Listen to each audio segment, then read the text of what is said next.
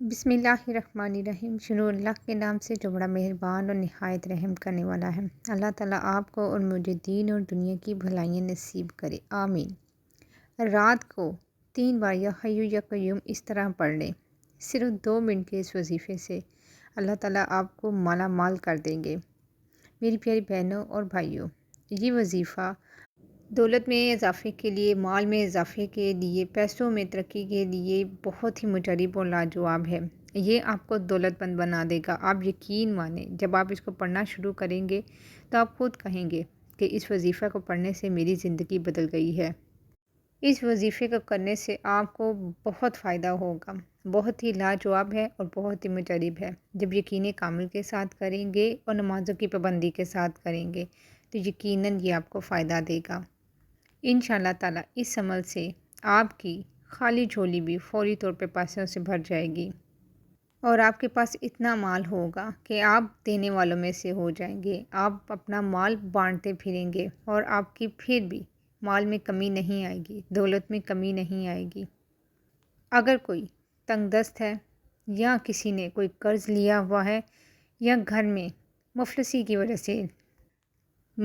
وجہ سے لاچاری کی وجہ سے، بیماری، تنگ دستی کی وجہ سے، غریبی کی وجہ سے گھر میں بہت مسئلے مسائل ہیں، گھر میں جھگڑے ہوتے رہتے ہیں، تو آپ یہ عمل خاص طور پہ کر لیں۔ اور جو میری بہنیں خاص طور پر پیسوں کے لیے بیٹھی رہتی ہیں، ان کے پاس پیسوں کی کمی ہے، پیسے نہیں ہوتے، تو وہ یہ عمل کریں گی تو انشاءاللہ تعالیٰ غیب سے ان کو مدد ہوگی اور ان کے پاس اتنے پیسے ہوں گے کہ وہ خود بھی سوچ نہیں سکتی کہ یہ پیسہ کہاں سے آ رہا ہے۔ بس آپ نے بھی یہ عمل، یہ وظیفہ رات کو عشاء کی نماز کے بعد پڑھ لینا ہے۔ پھر آپ دنیا کے کسی بھی ملک میں ہوں، کسی بھی کونے میں ہوں، کسی بھی شہر میں ہوں، چاہے انڈیا میں ہو، بنگلہ دیش میں ہو، نیپال، افغانستان، سعودیہ میں ہو، دبئی میں ہو، کہیں پہ بھی ہوں، کسی شہر میں ہو، گلی میں ہو، ملک میں ہو، تو یہ عمل کر لیں۔ جب آپ کوئی بھی عمل کرتے ہیں تو اس کے لیے چند شرائط کا پورا کرنا لازمی ہوتا ہے۔ سب سے پہلی شرط یہ ہوتی ہے کہ آپ نمازوں کی پابندی کریں۔ نمازوں کی پابندی کے بغیر کسی بھی وظیفے کا اثر نہیں ہوتا۔ جب آپ نماز کی پابندی ہی نہیں کریں گے، جب آپ فرض ہی ادا نہیں کریں گے تو یہ کیسے ممکن ہے کہ جو آپ وظیفہ پڑھیں، جو آپ اپنے مال میں اضافے کے لیے عمل کریں تو اس سے آپ کے مال میں اضافہ ہو جائے؟ ایسا نہیں ہے۔ سب سے پہلے آپ کو اپنا فرض ادا کرنا ہے اور اس کے بعد آپ نے یہ خیال رکھنا ہے کہ جو بھی کام کریں حلال طریقے سے کریں، کوئی بھی ایسا کام نہ کریں جس میں کوئی حرام کا شک و شبہ بھی ہو، کوئی لقمہ آپ کے پیٹ میں حرام کا جائے۔ آپ یقین جانیں، صرف حرام کا ایک لقمہ آپ کے پیٹ میں جانے سے آپ کی ساری زندگی تباہ و برباد ہو جاتی ہے۔ سب سے پہلے اپنے اعمال کا بھی دھیان رکھیں، پوری ایمانداری سے، اچھے نیت سے سارے کام کریں، کیونکہ اللہ تعالیٰ نیتوں کا حال بہتر جانتے ہیں۔ وہ جانتا ہے کہ میرا بندہ جو کام کر رہا ہے اس کی نیت کیا ہے، اور دینے والی ذات اللہ کی ہے۔ جب اللہ تعالیٰ آپ کی نیت جان لیں گے، ان کو پتہ ہوگا کہ میرا بندہ کس نیت سے کام کر رہا ہے، کس نیت سے وہ یہ سارے معاملات ادا کر رہا ہے، اپنے دنیاوی اور اپنے دینی، تو اگر آپ کی نیت اچھی ہوگی تو آپ کا ایک دن میں ہی کام بن جائے گا۔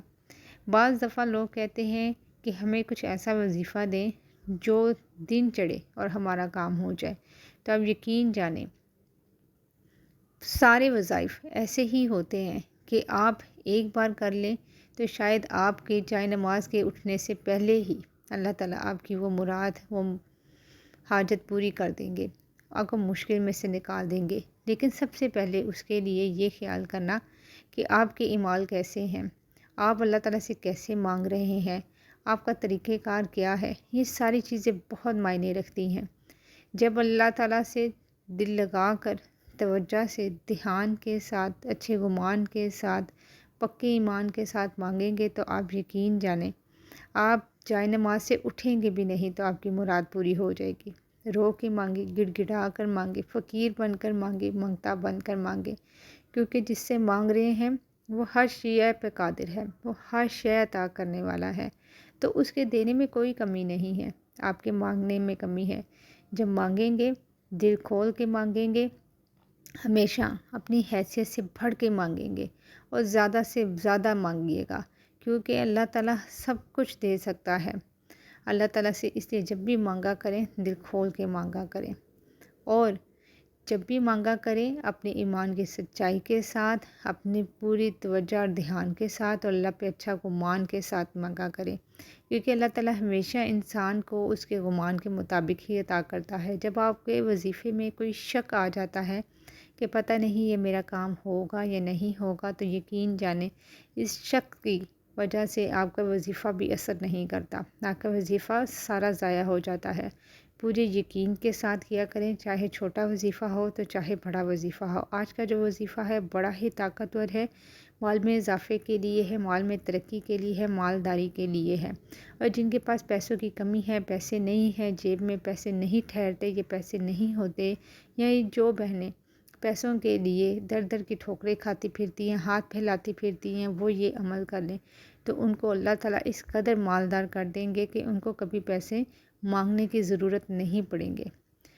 صرف اللہ سے مانگیں، جب بھی مانگیں، کسی کے آگے ہاتھ مت پھیلائیں، خود بھی شرمندہ ہوں گے اور در در کی ٹھوکریں بھی کھانے کو ملیں گی۔ اور جب اللہ سے مانگیں گے تو نہ تو آپ کو در در کی ٹھوکریں کھانے کو ملیں گی اور نہ ہی آپ کو شرمندہ ہونا پڑے گا۔